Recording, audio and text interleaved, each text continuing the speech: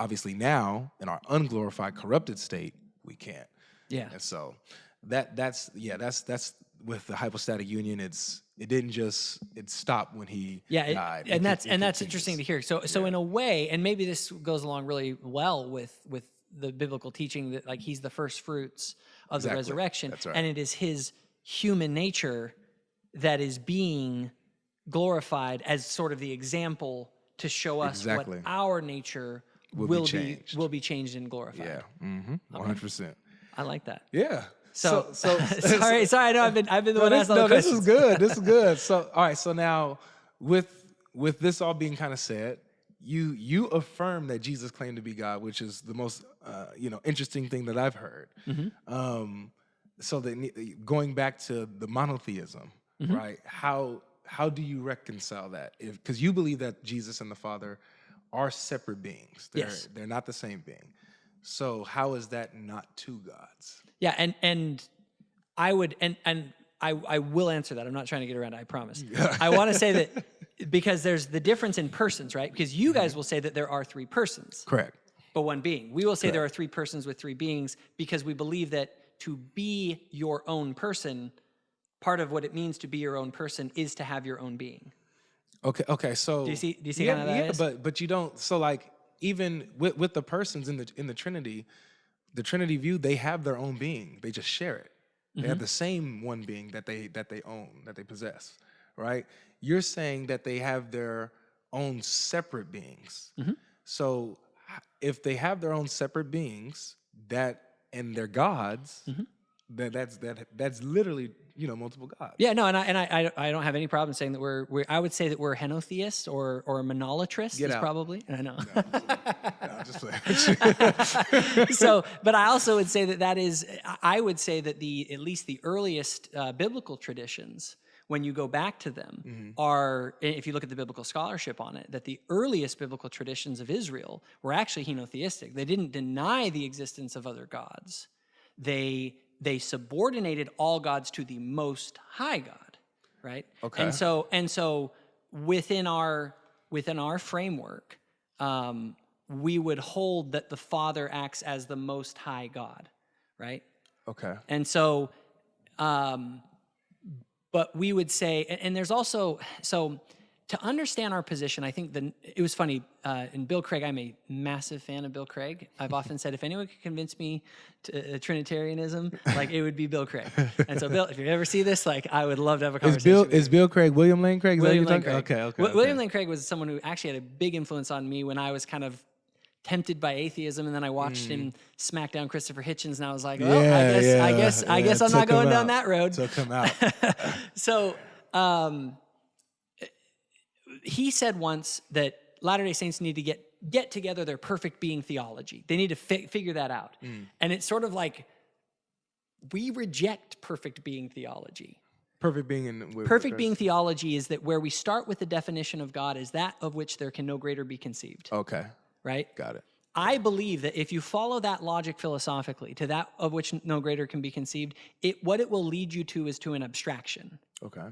It will not lead you, and I believe that conception becomes incompatible with the Bible. Okay. And I believe that, and it's kind of a long story. So we do not, there's a presupposition that's sort of underlying this. Like you brought up monotheism, like that's the game. Yeah. Right? And I would say that if the hard monotheistic tradition of God, this is sort of, this by the way, this goes way before like the Trinitarian conceptions. This goes back to kind of Aristotle's God, right? So Aristotle had a conception of God where God was timeless, spaceless, immaterial, the unmoved mover, passionless, simple, all of those characteristics, right? Yeah. So I've always kind of asked the question, why is it that the God of the Christian tradition that comes out in the creedal tradition is so similar in the description of God's characteristics to the God of Aristotle? Now, if I were to read the Old Testament just straight up, and someone were to tell me that God is passionless, immutability, impassibility, I would be like, nope, like that ain't the guy in this book, because like he seems to have passions, Mm-hmm. right? If they said that this God has no parts, I would say, well, Jesus seemed to have hands and feet and parts. But then again, what you're saying, and I'm kind of seeing where you're coming from. Yeah. You're saying that in the divine part of his nature, there were no parts. Correct. But in the Human nature. human nature, Yeah. that is where the parts composed, existed. And now that to me is a very interesting distinction to make, right? Yeah, And I'll have to obviously think quite a bit about that. Yeah. Okay, so you're saying that biblically it leaves room for the existence of actual other gods that actually exist. Yeah, so I would point to things like the divine council in Psalm 89. Okay. Where now people will look at that and they will, like, I would also refer people to the work of Michael Heiser. I know that Michael Heiser, and there are people that have gotten mad at me about this, that I was implying that Michael Heiser is not a monotheist. He is. Like, just everyone knows, Michael Heiser does not go as far as I go with this, but I agree with Michael Heiser's work that he does point out that in ancient Israel, that they had this concept of a divine council with other divine beings that were called Elohim. Yeah, would they be actual, like, true gods? Or are you just saying that they're just divine beings they're not gods, but they do have a, they're above the physical, I guess, existence in a way.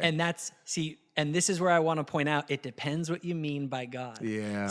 And this is where the disconnect is, right? I think just to understand the nature of the disagreement, because when you say God, you refer to that of which there can no greater be conceived, the God of monotheism. Yeah. And I say, I'm not making that assumption that is what God is. Okay. The God that's talked about in the scriptures. So what do you think what do you think God means when he says that besides me there is no God, I know not one. There will be no God before. There is no God before me, neither should there be one after me. So when God says there's no God before me or after me, what does he mean by God? Absolutely. That is and Michael Heiser talks about those exact verses, and I refer people to his stuff. I have a video on my channel about this. There was a response to Jeff Durbin around this subject, and Michael Heiser clearly points out what biblical scholars have shown, that it's a Hebrew idiom for incomparability. And we know that because there are other verses in the Bible where Babylon, for instance, it's like, who else is there besides Babylon? It's kind of like saying, like, who else is like me? Like, it's a statement of incomparability, not a statement of non-existence, at least in the scholarship that I've seen. Now, if I'm wrong, like, I would love to see that the original authors were talking about that.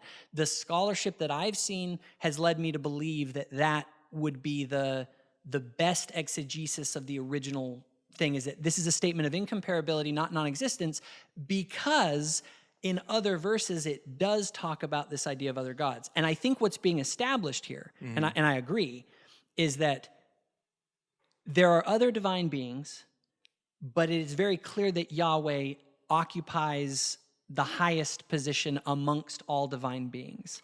Okay, so this is getting interesting. So, and when you're talking about the other divine beings or these other, like the Elohim, right? Which is what the Hebrew word for God is. Yes, exactly. And so you're saying that this is used multiple times, it's affirmed multiple times, and so in what context do you mean Elohim? And so you're saying that from your point of view, that Yahweh is the Most High Elohim, while there are other Elohim, like in a council or whatever, they're not what he is, but they are Elohim. I would say that they are all of the same species. As Elohim, as Yahweh? Yeah. So, and here's where we're gonna get really wild. Get this. So I'm gonna blow some minds here. We're gonna get really wild. So this is where the heretic label will definitely come down. It's coming out right here. But hey, I'm gonna give it to you straight. So here is where there is a difference, definitely in our sort of theology that we have. We do not believe that there is an ontological distinction. Like, so within the traditional sort of Christian framework, angels are a certain, let's call it species. Okay. Demons are a certain species. Okay. Human beings are a certain species. God is a certain species. And there's an unbridgeable gap between these species, mainly between God and, like, I'm never going to be a cat. Like I'm not. Right? Okay. I'm a different species than a cat. I don't know. Right? It's 2025. It's true. It's 2025. You can be I mean, whatever you want. we are blurring those distinctions fast. But in Latter-day Saint cosmology, there is no difference between angels, demons, the human beings, and God. They are all part of the same species, and we, as Christ would say to the people that he said in the New Testament, ye are gods, referencing 189. The Jews, yeah. And now there's different ways to exegete those passages. Right. And I'm not here to debate that ours is right. It's more just to say the difference here is that in our cosmology, when we say you are children of God, we mean it.